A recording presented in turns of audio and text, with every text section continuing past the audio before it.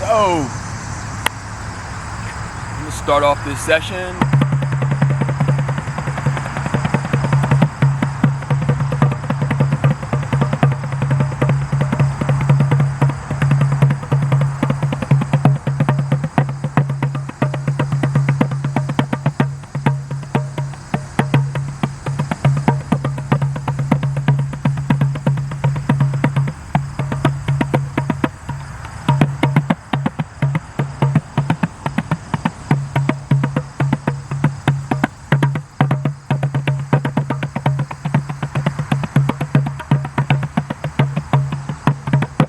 Alright, so to get this session started, we're really going to be touching on a main topic, and it's about work.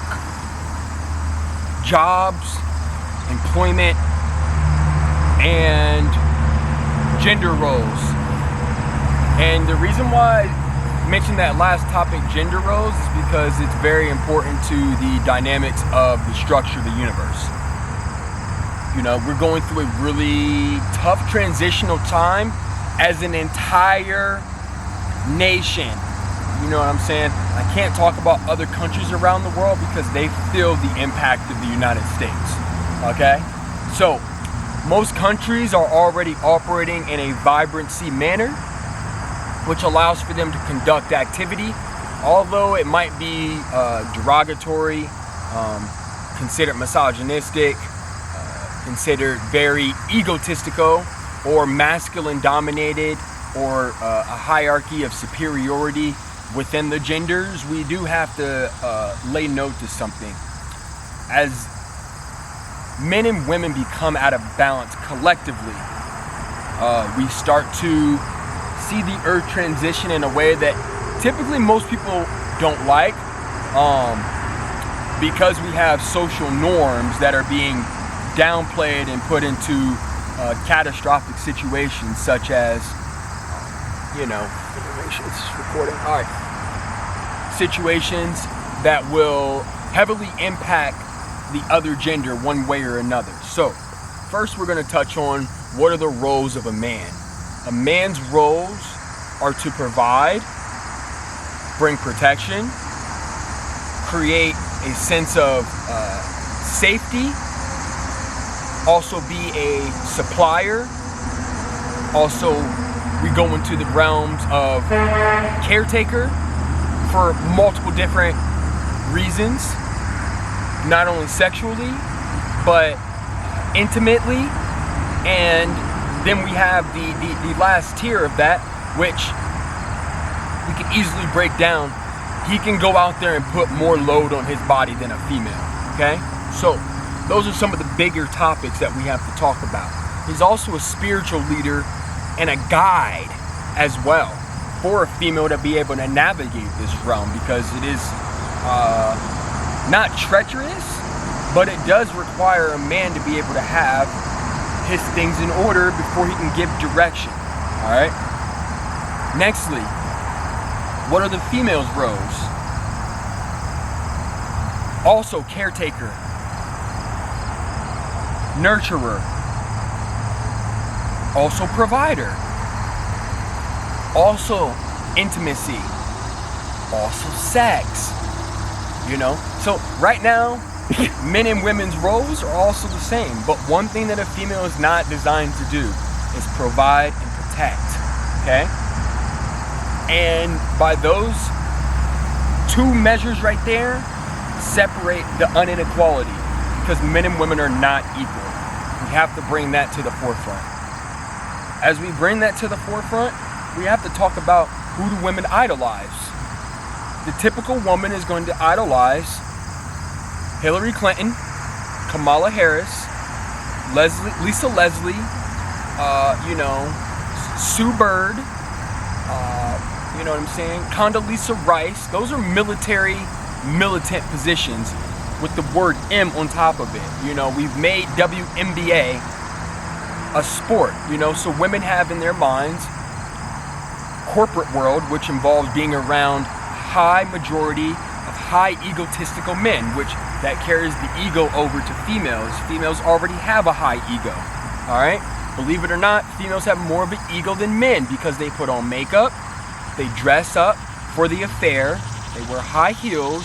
They always are worried about self-image. You know, these are a lot of different things and qualities that females have within them, which creates that environment that I'm talking about. All right?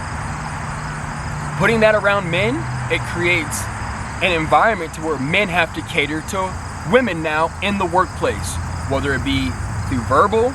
You know, you can't just talk freely when women are around.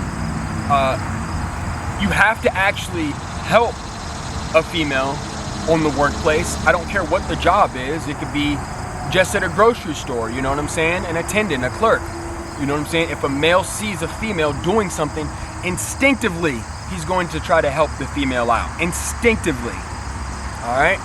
So we take that into recommendation. Next, hard labor. Females are not designed for hard labor because, what?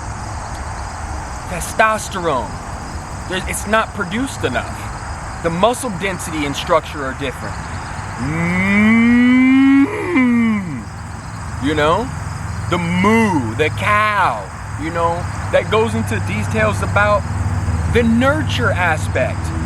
Females, they provide milk, which means that they don't need the hard, intensive labor on their body that creates less milk flow. A lot of women, when I had my child, kept coming back and forth into the room saying, oh my gosh, I've never seen so much milk flow. One has to do with diet and nutrition. Second has to do with stress on the body. When you don't have to work in the field, the manual labor, the intensified workforce, you are able to relax the body. You are able to relieve a lot of the cortisol that gets built up in the chest area. You know what I'm saying? In the mammillary glands. You have to relieve that out.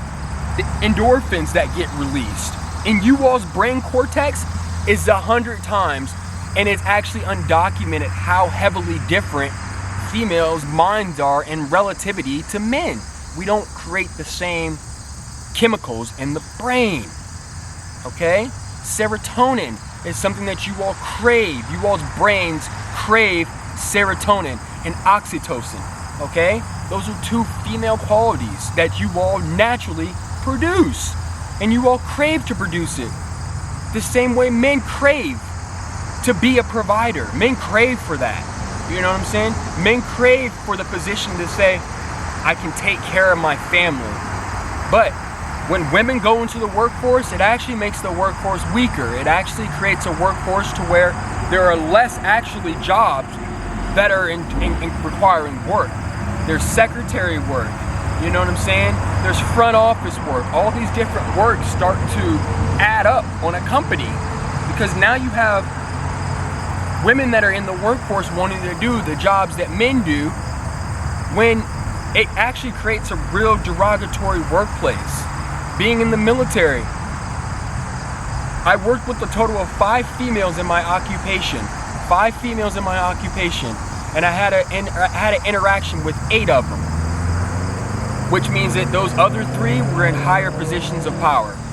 They were section chiefs, they were training monitors, and they were drivers, which means that they drop people off to the spot and they sign off red X's, okay? The other 5 females that were the same age bracket of under 35 years old, which means that they are probably going to be out on the line working on heavy aircraft, doing manual stuff. One lady, of the 6 years that I was in, she was on a permanent disability waiver in the military. The second one, permanent disability in the military. The third one, people would do work for her because she basically would offer sex for work. Fourth one, you know what I'm saying? Like, this is crazy to think about, but she still offered sex for work. The 5th one, nobody asked her to do anything. And if they did, it was a very easy job. Like, you would get the easiest jobs, and then even then, she was beautiful, so men naturally helped her on the job.